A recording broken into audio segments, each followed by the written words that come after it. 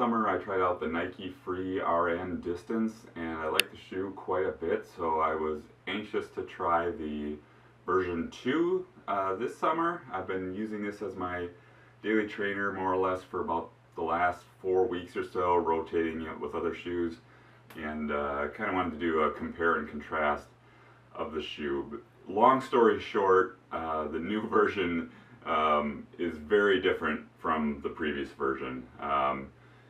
They're both the upper and the sole are different, and it's kind of a strange departure from Nike Frees. I haven't worn a lot of different Nike Frees, but I get the general idea. They're pretty minimalist, pretty flexible shoes, and the new version 2 is kind of a different animal. So first I'll start with the big difference, the major difference is in the upper. There are now like 2 layers to it. There's this inner like sock liner layer, and then there's this extra layer around the outside, which I'm guessing was introduced to provide more support. I'm guessing they got feedback about that, but it adds some weight to the shoe, and it also like adds more support to the shoe. So to me, it feels a little less free than like any Nike Free that's ever existed. So I mean, it's basically to your standard running shoe at this point. Another thing about this kind of sock liner that I noticed is it's elasticy.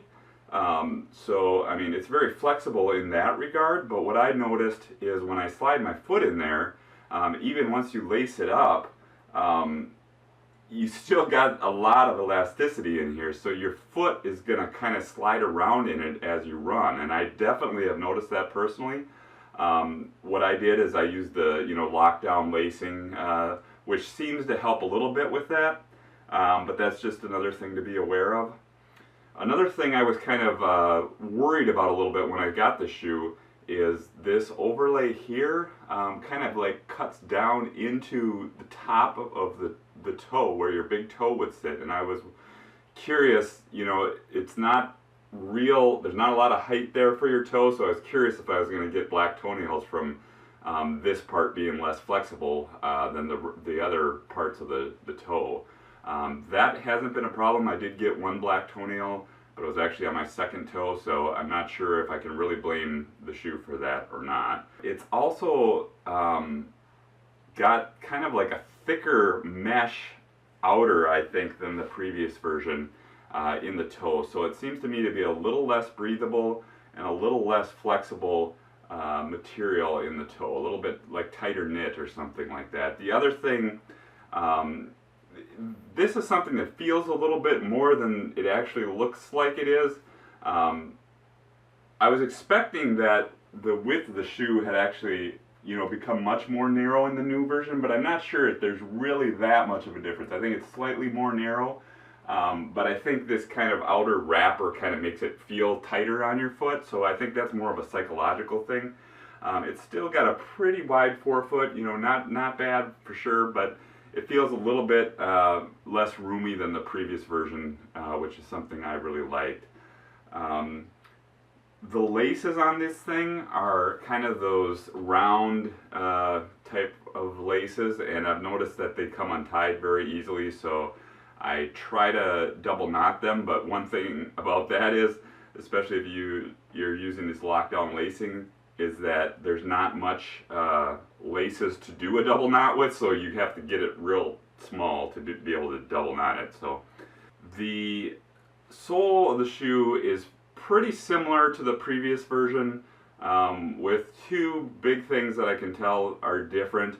One thing I was actually hopeful about was it felt like there's almost like this rubbery coating on here, which I suspect is something different, because it definitely, I could tell that it was kind of a different feeling than the previous version.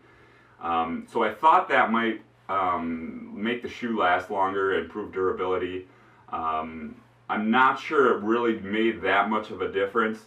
It was definitely maybe that initial, few runs, but once that got worn off, it was like, it's a very thin layer, so, essentially that wore off rather quickly, and the shoe has started to show quite a bit of wear.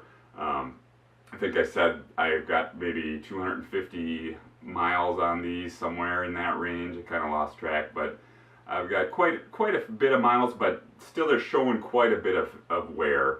I think my left shoe is showing a little bit more wear than my right shoe, but up here in the toe especially, it's very worn.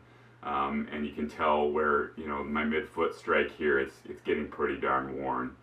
The other thing is the previous version had these hexagonal pattern in it, which made the shoe extremely flexible, side to side and front to back. And that was something I definitely noticed in running the shoe. I remember I felt like very nimble, just like it just felt like I had all kinds of flexibility in that toe. And they've gone away from that for whatever reason. They've got like these triangular like cut-in patterns. So it seems like it's a little bit less flexible than the previous version. It's still fairly flexible, as you can see. It's more so flexible this way still, you know, front to back, side to side, not quite as much. So depending on what you're looking for, that might be a good thing or a bad thing, but that is definitely a difference from the previous version.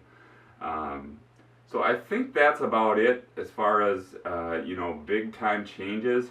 I've, you know, pointed out maybe a lot of negatives, a lot of things that I don't like as much as the previous version. It's not a terrible shoe, it's not a bad shoe. I'm just kind of meh about it, and I'm not sure it's really, you know, in the zone of being a Nike Free shoe anymore. At this point, it's, you know, almost just a regular Nike shoe. You know, it's getting to the point where it's hard to call this thing minimal anymore, but it's not a bad shoe. I wouldn't go out of my way to get this to run in. I haven't had a real negative experience. You know, I haven't, you know, it fits fine. It's comfortable enough. It's got a nice insole. The insole is nice and comfortable. Haven't really had anything bad happen other than I got the black toenail, but those just tend to happen randomly anyway, so I'm not really going to blame this shoe for that. But you know, it's something, if you can get it on sale, maybe you try it out, maybe you like it, maybe you like the things that I said are different about it, maybe you're looking for more stability, etc., etc. So just wanted to kind of go over that, especially if you're running the previous version, so you kind of know that going into it if you're buying these, if you're ordering them online or whatever and you haven't tried them out. So yeah, I think that's about it for the Nike Free RN Distance 2. Thanks for watching. Subscribe if you like my reviews. I'll have more of them coming out. I'm going to have a new trainer coming up here, and probably do some random gear reviews, shorts or whatever. So stay tuned for those. Subscribe if you like the content, and I'll be back soon.